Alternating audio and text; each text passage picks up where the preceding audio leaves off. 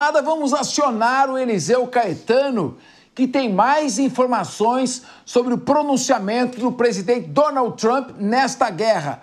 Boa tarde, Eliseu. O Trump está feliz que a guerra está acabando, está vindo cessar-fogo? Ou será que esse cessar-fogo é para inglês, ou melhor, para americano ver?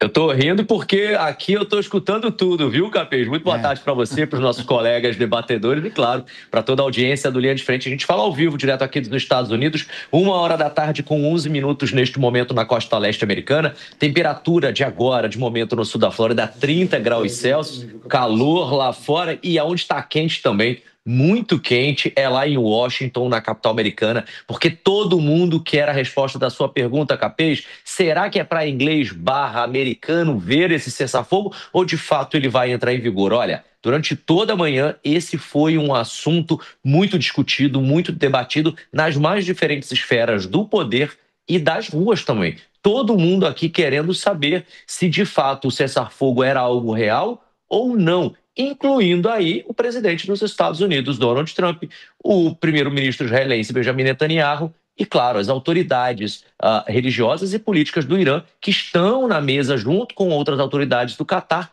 também para decidir isso.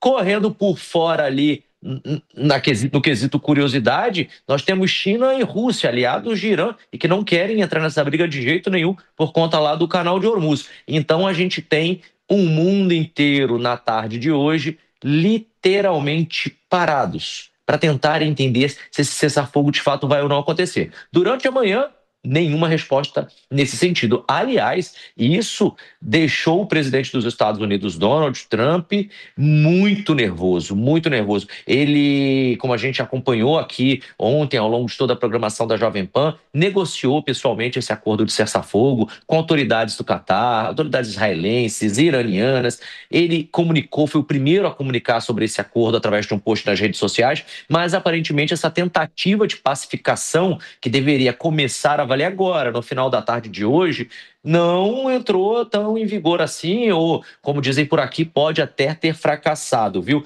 Porque Israel, como você bem disse, Capês, acusou o Irã de lançar mísseis contra a cidade de Beersheba.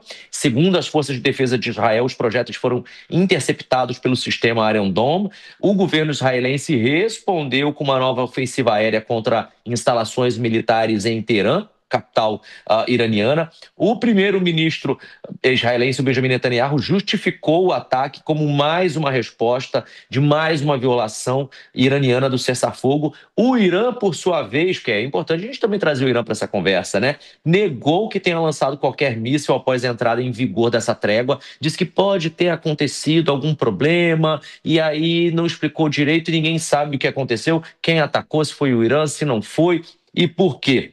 E o Irã ainda acusou Israel de agir unilateralmente para sabotar o acordo. Trump, como eu disse, vinha conduzindo pessoalmente esse acordo, ou seja, trouxe para si essa responsabilidade, criticou duramente Irã e Israel na manhã de hoje. Ele saiu daqui ainda há pouco, pegou o Air Force One lá em Washington e rumou para a Haia, na Holanda, para participar da reunião da OTAN, da Organização do Tratado do Atlântico Norte. Antes, ele falou com os jornalistas lá na porta da Casa Branca, antes de pegar o helicóptero que o levou até o aeroporto. E a gente separou um trecho da fala dele porque, Capês, sobrou até palavrão para os líderes iranianos e até para Benjamin Netanyahu. Aliás, essa foi a primeira fala de Trump nesses primeiros 6 meses de governo dele, né, da nova administração dele, que ele publicamente mostrou insatisfação contra o primeiro-ministro israelense, até então, amigo. A gente separou esse trecho. Vamos colocar aí, por favor. Israel, assim que fechamos o acordo, eles saíram e lançaram uma carga de bombas como eu nunca vi antes. A maior carga que já vimos. Não estou satisfeito com Israel. Sabe, quando eu digo, ok, agora você tem 12 horas, você não sai na primeira hora e simplesmente joga tudo o que tem sobre eles. Então, não estou feliz com eles. Também não estou feliz com o Irã. Mas estou realmente infeliz se Israel vai sair esta manhã por causa de um foguete que não caiu, que foi disparado, talvez por engano, que não caiu. Não estou feliz com isso, sabe de uma coisa? Basicamente, temos dois países que lutam tanto tempo e com tanta força que não sabem o que estão fazendo. Você entende isso? Capês, como a gente pôde ver e ouvir, Donald Trump não ficou nada feliz com o desrespeito do acordo de cessar-fogo por ambos os países envolvidos, viu? Sobrou até palavrão, que obviamente a gente suprimiu aqui na nossa versão, em respeito aos nossos telespectadores. E quem ainda há pouco falou sobre isso foi o presidente do Irã. Ele disse que Israel e os Estados Unidos, abre aspas, não podem impor aspirações injustas e impostas pela força.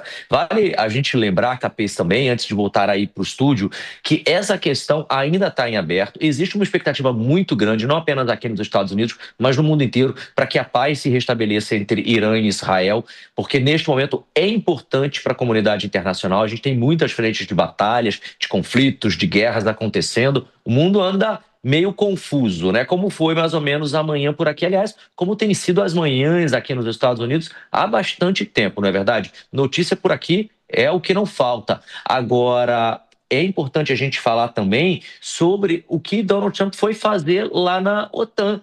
Porque, assim, esse recado também serviu para essa reunião que ele está indo fazer lá na Holanda, lá em Haia, no tribunal onde fica o Tribunal de Haia e etc. Porque o que uma coisa tem a ver com a outra? Eu explico para você que está acompanhando a programação da Jovem Pan, que está aqui com a gente no Linha de Frente. O Trump usou essa fala partindo para o aeroporto, né, para pressionar contra a parede Israel e o Irã, para dizer o seguinte: olha, eu ainda sigo no comando desse negócio. De acordo com os analistas políticos, Capês, essa foi a mensagem principal do Donald Trump. Não estou feliz, o chefe está nervoso. Ponto. Aqui é meio que uníssono esse pensamento por parte dos analistas políticos. E aí, com essa fala, ele já mandou um recado para quem está esperando ele lá na reunião da OTAN, viu? Porque ele também lá vai ter que resolver um monte de conflitos. Donald Trump tem uma batata quente nas mãos, que é essa reunião lá da OTAN, que é o seguinte: ele está pedindo uma readequação em definitivo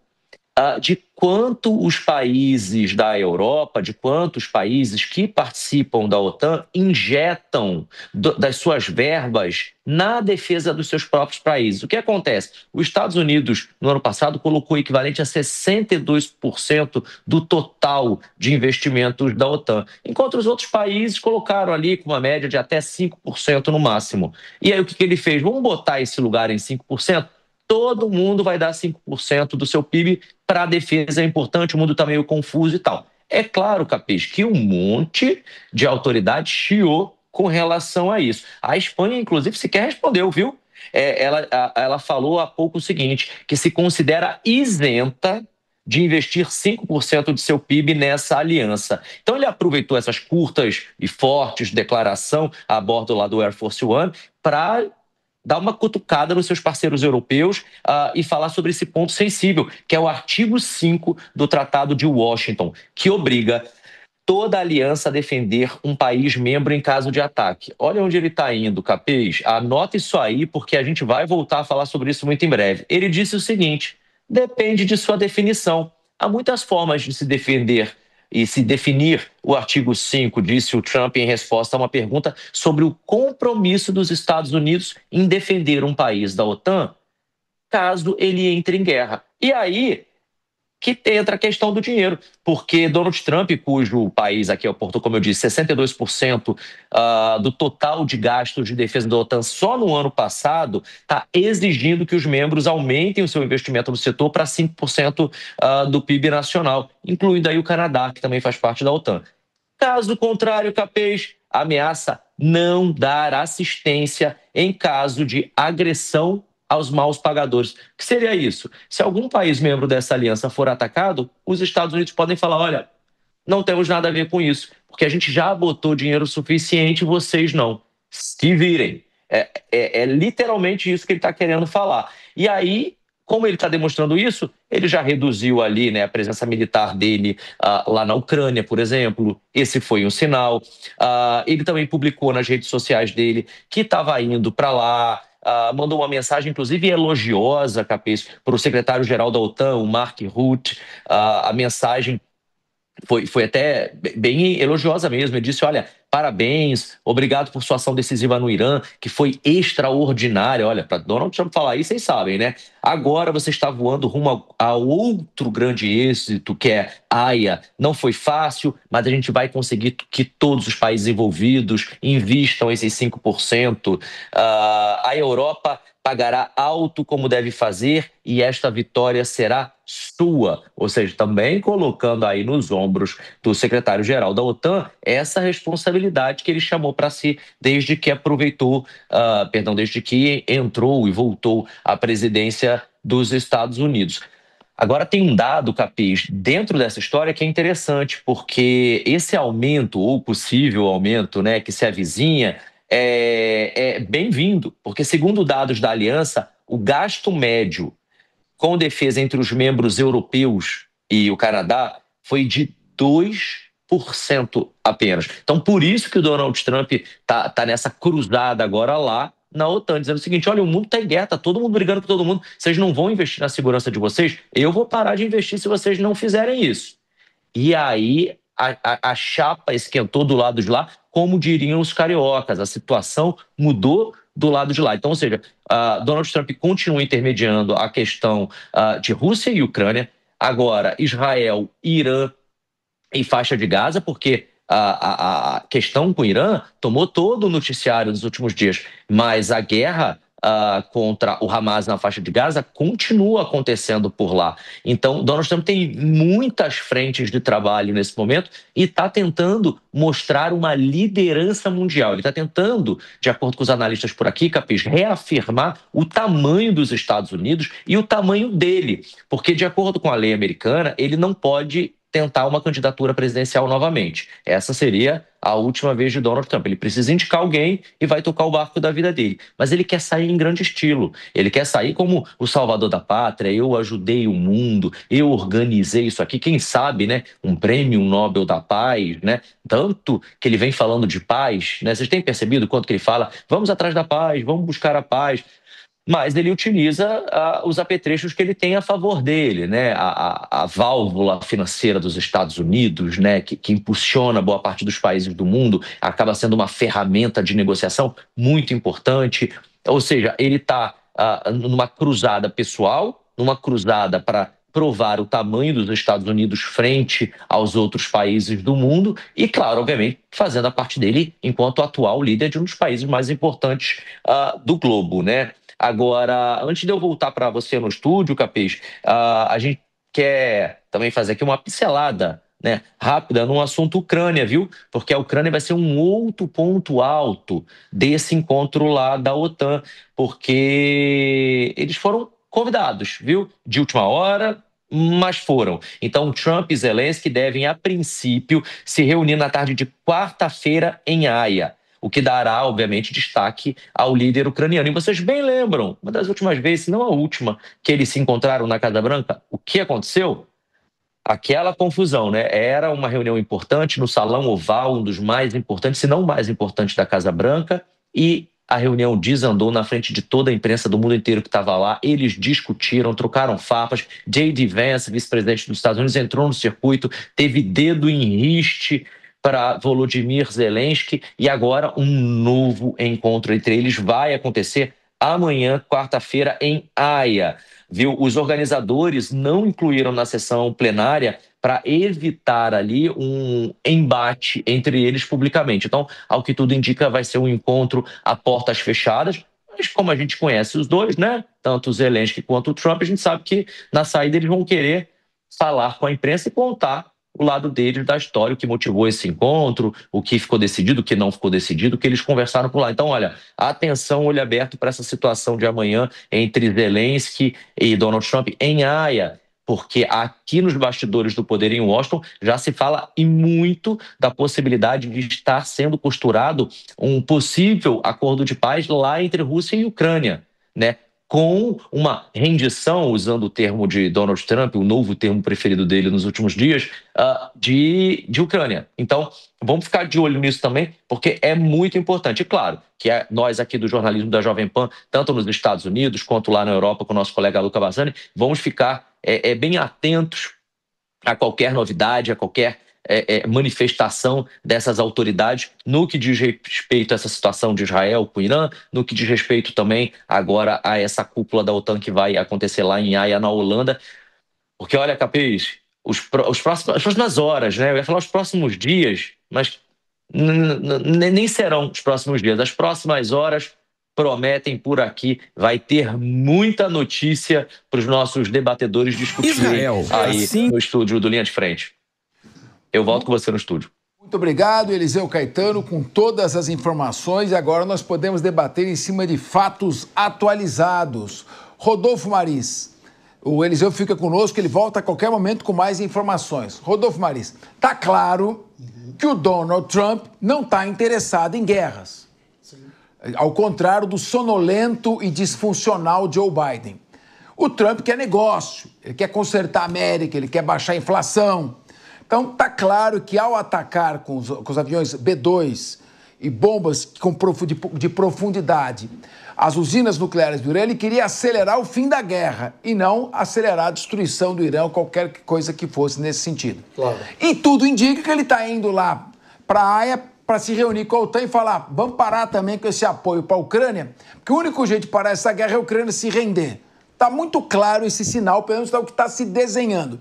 Eu queria ouvir qual a sua avaliação, de todos aqui da mesa, se concordam com esse cenário, e se o Irã realmente está com a sua capacidade nuclear abalada, ou se ele tem ainda urânio aquecido para fazer pelo menos de 8 a 11 bombas, como alguns especialistas estão falando aqui. Tá com você e depois gira a mesa. Ok. Boa tarde, Fernando Capês, meus amigos de bancada, você que nos assiste em casa. Muito obrigado pela sua audiência. Bom, pelo visto você me fez 3 perguntas aqui, Capês, e eu vou começar de trás para frente sobre a relação do urânio, se tem ou não tem ainda ali as suas centrífugas ativadas para a produção de uma arma nuclear. Essa resposta nós não temos ainda nesse momento para te dar, em nenhum noticiário foi dito que de fato foi cessado ali as centrífugas que o Irã comportava e que esse ataque, principalmente a usina de Fordow, teve de fato a sua eficiência comprovada, já que várias aeronaves nesse momento sobrevoam aquele lugar, inclusive com um navio de guerra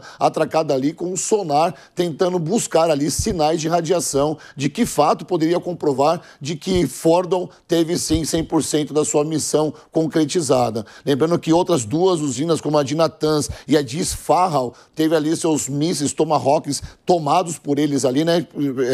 24 mísseis Tomahawks lançados pelos Estados Unidos, nessas que são produtoras menores dessa capacidade, ou usinas, eu vou chamar de usinas aqui, produtoras dessa arma nuclear ou desse enriquecimento de urânio. Nós não sabemos, Capês, nós vamos saber disso com as notícias que vêm se alongando ao longo do dia e quem sabe até das semanas seguintes aí, em questão se teve ou não teve ali 100% de assertividade os seus mísseis lançados pelos B-2 nos Estados Unidos. Agora, outra questão também é por que, uma vez já foi cessada a produção e enriquecimento desse urânio, por que o Irã continua atacando Israel como uma retaliação? Queimaram uma bandeira nos Estados Unidos hoje pela manhã, na verdade a 3ª bandeira dos Estados Unidos que eles estão queimando, dizendo que vai haver uma retaliação contra os Estados Unidos, o que seria, na verdade, um tiro no pé ali para o líder supremo do Ayatollah, que atacar os Estados Unidos não seria uma boa lógica nesse momento. Muito pelo contrário, um acordo de paz entre os dois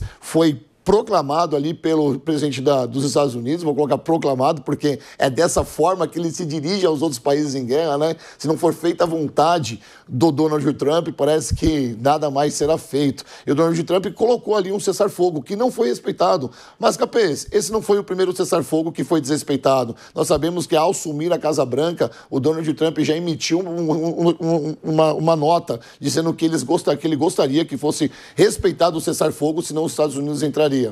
Não foi respeitado isso e, de fato, os Estados Unidos entrou. Agora, cabe saber aí quais são os próximos passos dos Estados Unidos, uma vez que, como você mesmo disse, Donald Trump não gosta de guerra. Ele foi, de fato, aqui empurrado a tomar essa medida.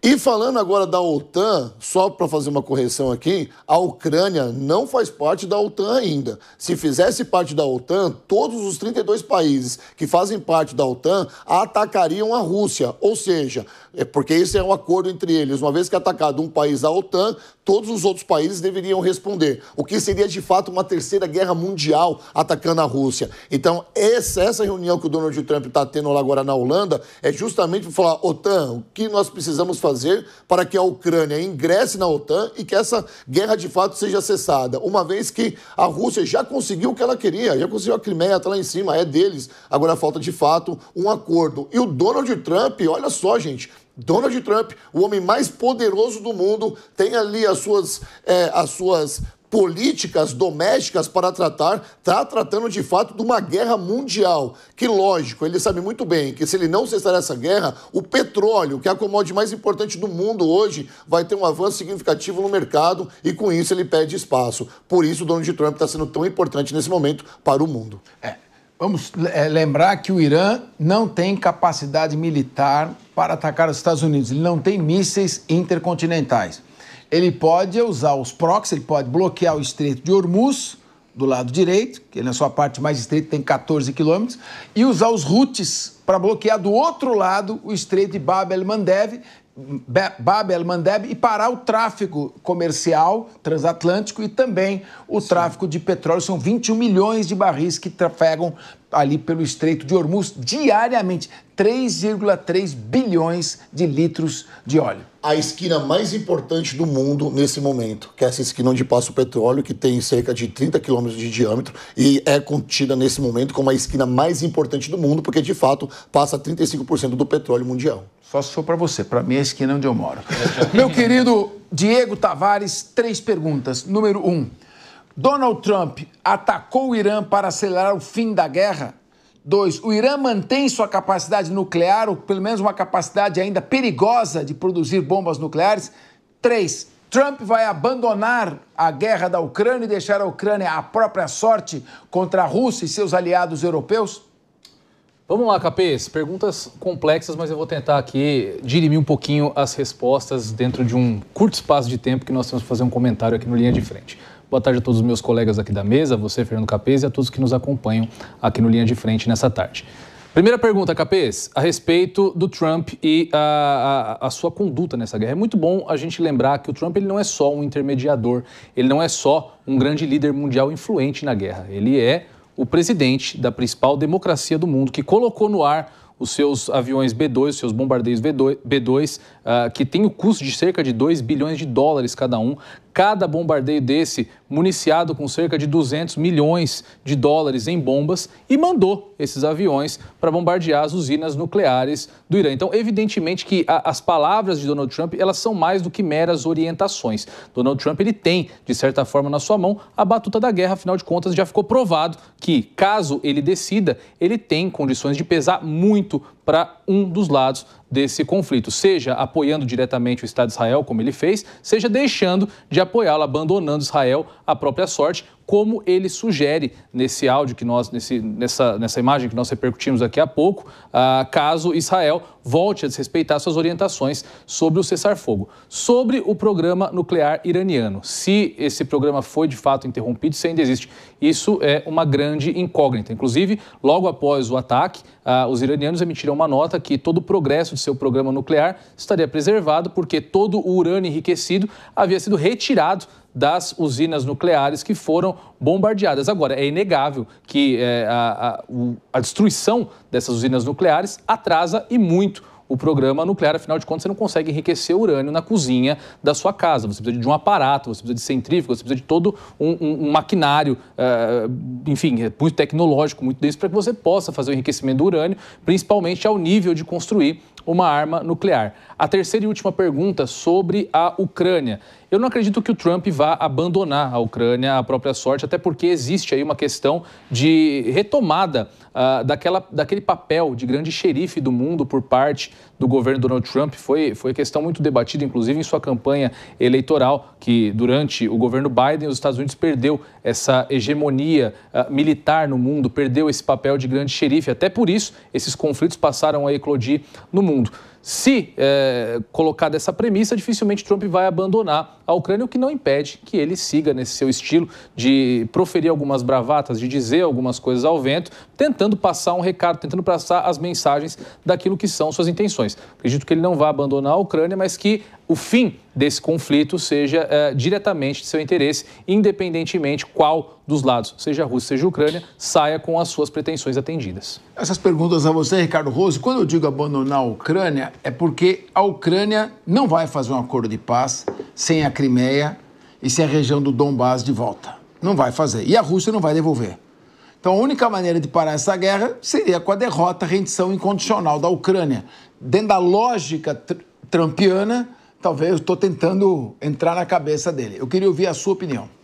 Bom, primeiro, boa tarde, Capês, meus colegas de bancada, toda a audiência da Jovem Pan no Brasil e no mundo. O Trump não quer guerra. Para o Trump, a guerra não faz sentido comercial algum. Ele entrou pontualmente na questão do Irã, com as bombas que só os americanos teriam, soltou onde tinha que soltar, e agora a grande pergunta é, se os iranianos de fato conseguiram transportar o seu material nuclear para outro lugar, se foi destruído, certamente haverá um atraso nos planos nucleares do Irã, de meses, de anos, a gente não sabe. Essa é a pergunta que eu acho que inclusive está sendo buscada a resposta com esse pseudo cessar-fogo que está acontecendo ali. Nesse momento tem aviões, tem porta-aviões, está todo mundo, toda a inteligência de Israel, dos Estados Unidos, querendo saber exatamente qual foi o grau de dano nas bases nucleares do Irã, se ele tem capacidade, se não tem capacidade. Essa é a resposta que ninguém hoje sabe, imagino que nos próximos momentos nós saberemos. O outro ponto na questão da Ucrânia aí, Capês, que é muito importante, é a grana, é o dinheiro, é o financiamento, que quem faz isso foram os americanos. Então eu acho que não tem muita saída